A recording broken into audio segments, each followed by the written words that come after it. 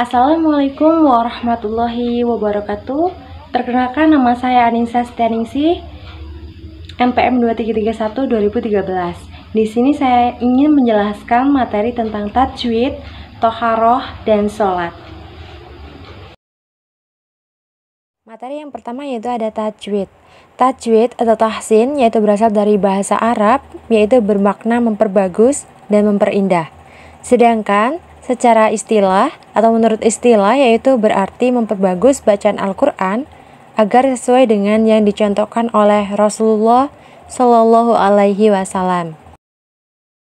Lalu selanjutnya yaitu ada makhorijul huruf, yaitu pengucapan huruf hijaiyah, yaitu ada a, ba, ta, sa, ja, ha, kho, dal, da, ro, za, sin, shin, sod, dot, to, do, a, go, fa, ko, ka, la, ma, na, wa, ha, la, a, ya. Nah, di dalam tajwid sendiri yaitu ada qalqalah. Secara bahasa, qalqalah diartikan memantul, sedangkan secara istilah, hukum bacaan qalqalah ini adalah memantulkan huruf-huruf qalqalah yang disukun. Nah, huruf hijaiyah yang termasuk dalam qalqalah yaitu ada ba, ja, da, to, dan ko. Nah, qalqalah sendiri terbagi menjadi dua macam, yaitu qalqalah sugro dan qalqalah kubro.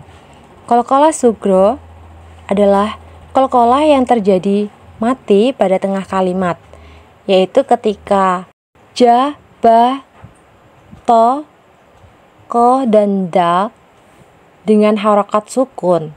Cara melafalkan qalqalah sugro adalah dengan memantulkan suara tetapi tidak terlalu kuat.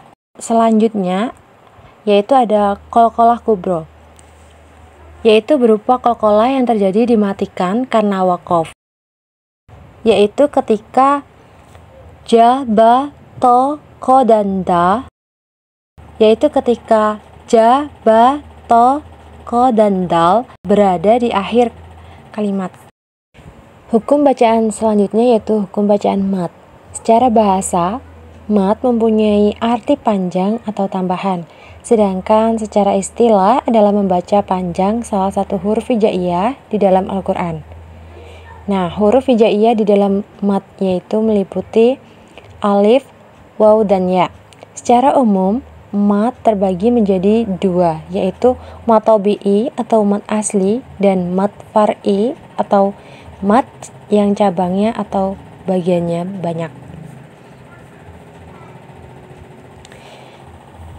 Nah, selanjutnya yaitu ada hukum bacaan nun mati dan tanwin, yaitu terbagi menjadi beberapa macam. Yang pertama yaitu ada izhar.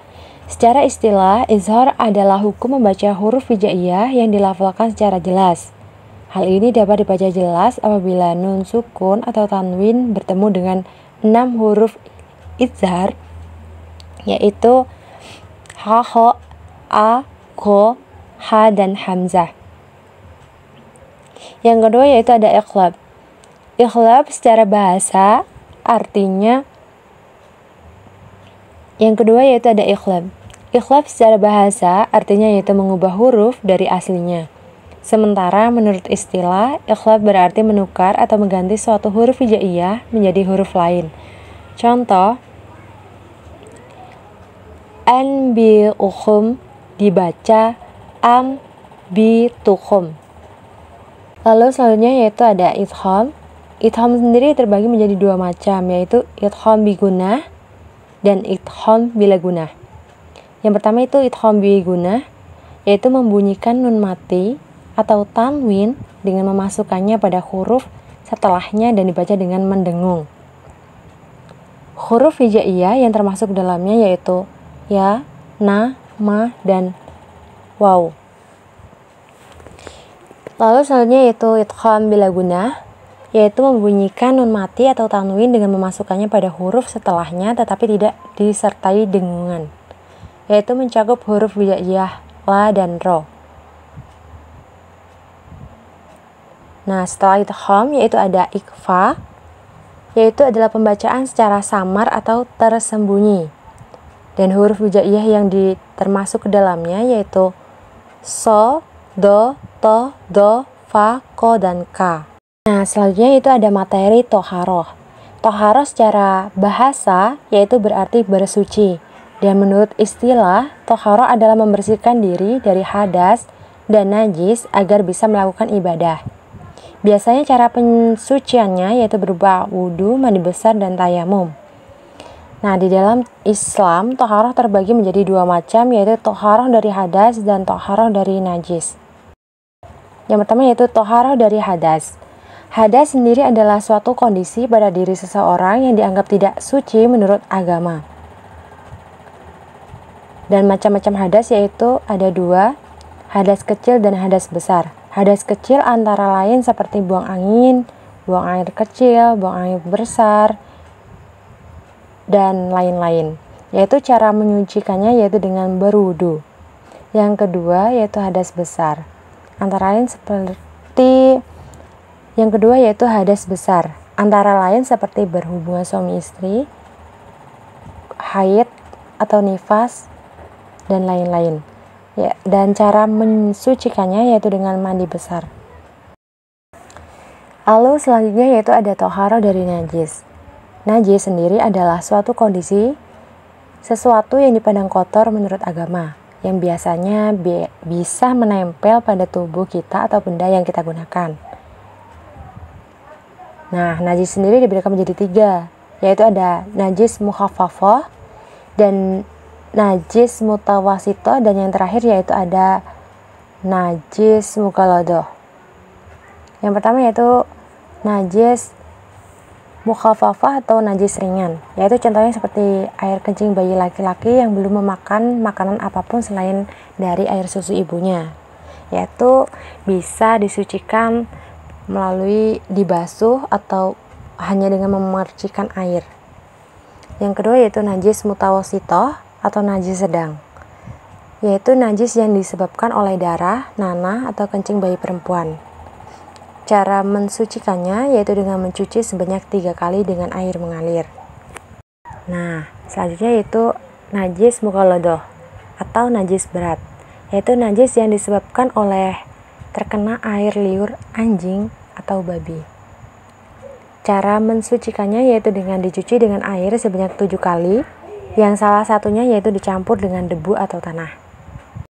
Nah, selanjutnya yaitu ada rukun wudhu dan mandi besar. Rukun wudhu sendiri yaitu yang pertama niat, yang kedua itu membasuh muka hingga batas tumbuh rambut, yang ketiga yaitu membasuh kedua tangan hingga siku, yang keempat yaitu mengusap sebagian kepala, yang kelima yaitu membasuh kaki hingga mata kaki, yang keenam yaitu tertib. Nah, rukun mandi besar yaitu ada dua, yang pertama itu niat, dan yang kedua yaitu meratakan air ke seluruh tubuh.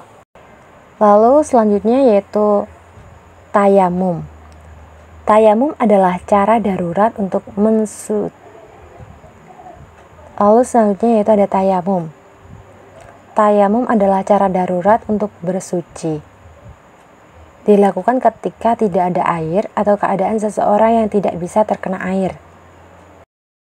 Nah, lalu materi selanjutnya yaitu sholat.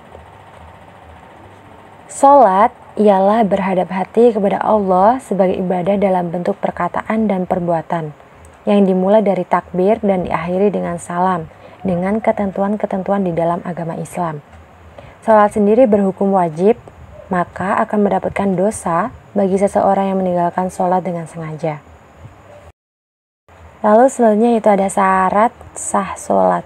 Yang pertama itu ada niat, yang kedua itu masuknya waktu sholat, yang ketiga yaitu suci dari hadas besar dan kecil, yang keempat yaitu sucinya pakaian, badan, dan tempat yang digunakan untuk ibadah, yang kelima yaitu menutup aurat, dan yang keenam yaitu menghadap kiblat.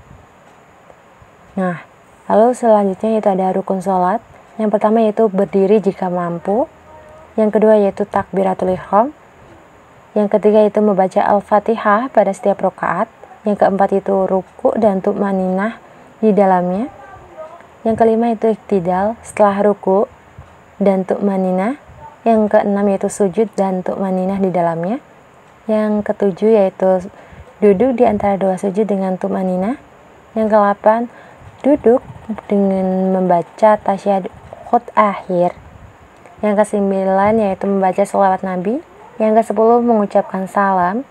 Yang ke-11 itu tertib. Terima kasih.